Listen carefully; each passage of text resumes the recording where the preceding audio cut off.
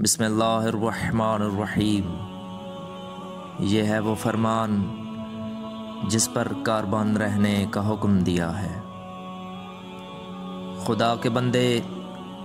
علی امیر المومنین علیہ السلام نے مالک بن حارث اشتر کو جب مصر کا والی بنایا تاکہ وہ خراج جمع کریں، دشمنوں سے لڑیں، رعایا کی فلاح و بہبود اور شہروں کی آبادی کا انتظام کریں۔ انہیں حکم ہے کہ اللہ کا خوف کریں، اس کی اطاعت کو مقدم سمجھیں، اور جن فرائض و سنن کا اس نے اپنی کتاب میں حکم دیا ہے ان کا اتباع کریں، کہ انہی کی پیروی کرنے سے سعادت اور انہی کے ٹھکرانے اور برباد کرنے سے بدبختی دامنگیر ہوتی ہے، اور یہ کہ اپنے دل، اپنے ہاتھ اور اپنی زبان سے اللہ کی نصرت میں لگے رہیں، کیونکہ خدائے بزرگ و برتر نے ذمہ لیا ہے کہ جو اس کی نصرت کرے گا وہ اس کی مدد کرے گا، اور جو اس کی حمایت کے لیے کھڑا ہوگا وہ اسے عزت و سرفرازی بخشے گا۔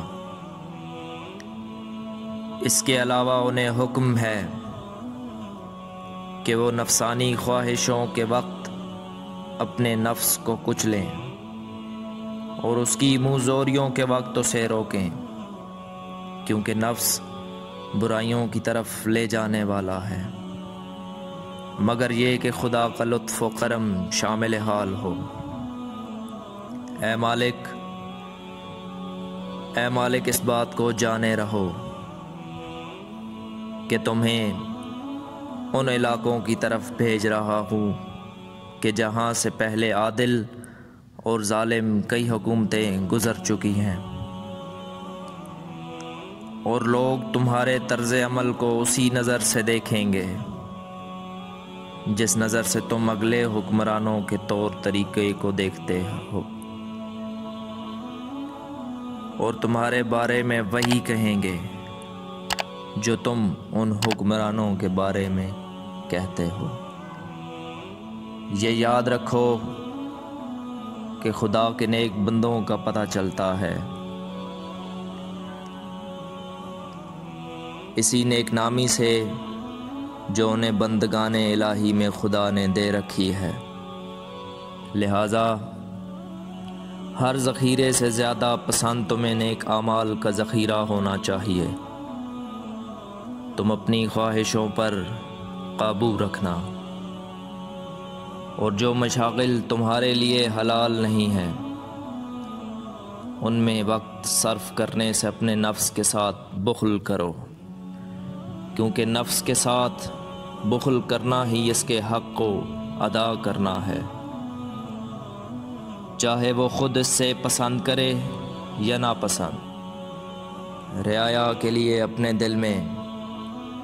رحم اور لطف و محبت کو جگا دو، ان کے لیے پھاڑ کھانے والا درندہ نہ بن جاؤ کہ جنہیں نگل جانا غنیمت سمجھتے ہو،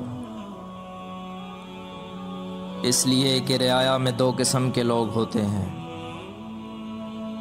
ایک تو تمہارے دینی بھائی اور دوسرے تمہاری جیسی مخلوق خدا۔ ان کی لغزشیں بھی ہوں گی، خطاؤں سے بھی انہیں سابقہ پڑے گا، اور ان کے ہاتھوں سے جان بوجھ کر یا بھولے چوکے سے غلطیاں بھی ہوں گی۔ تم ان سے اسی طرح عفو و درگزر سے کام لینا جس طرح اللہ سے اپنے لیے عفو و درگزر کو پسند کرتے ہو، اس لیے کہ تم ان پر حاکم ہو اور تمہارے اوپر تمہارا امام حاکم ہے، اور جس امام نے تمہیں والی بنایا ہے اس کے اوپر اللہ ہے، اور اس نے تم سے ان لوگوں کے معاملات کی انجام دہی چاہی ہے اور ان کے ذریعے تمہاری آزمائش کی ہے، اور دیکھو خبردار اللہ سے مقابلے کے لیے نہ اترنا، اس لیے کہ اس کے غضب کے سامنے تم بے بس ہو اور اس کے عفو سے بے نیاز نہیں ہو سکتے۔ تمہیں کسی کو معاف کر دینے پر پچھتانا اور سزا دینے میں اترانا نہ چاہیے۔ غصہ میں جلد بازی سے کام نہ لو، جبکہ اس کے ٹال دینے کی گنجائش ہو۔ کبھی یہ نہ کہنا کہ میں حاکم بنایا گیا ہوں، لہٰذا میرے حکم کے آگے سر تسلیم خم کرنا چاہیے،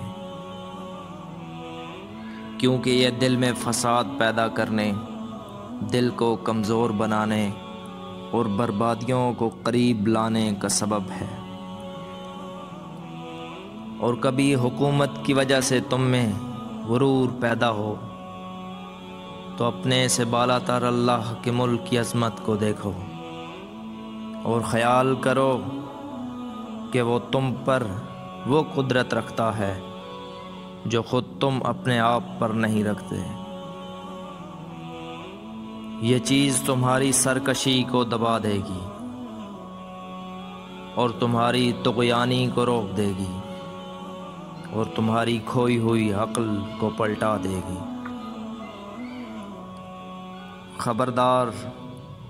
کبھی اللہ کے ساتھ اس کی عظمت میں نہ ٹکراؤ اور اس کی شان سے ملنے کی کوشش نہ کرو، کیونکہ اللہ ہر جبار و سرکش کو نیچا دکھاتا ہے اور ہر مغرور کے سر کو جھکا دیتا ہے۔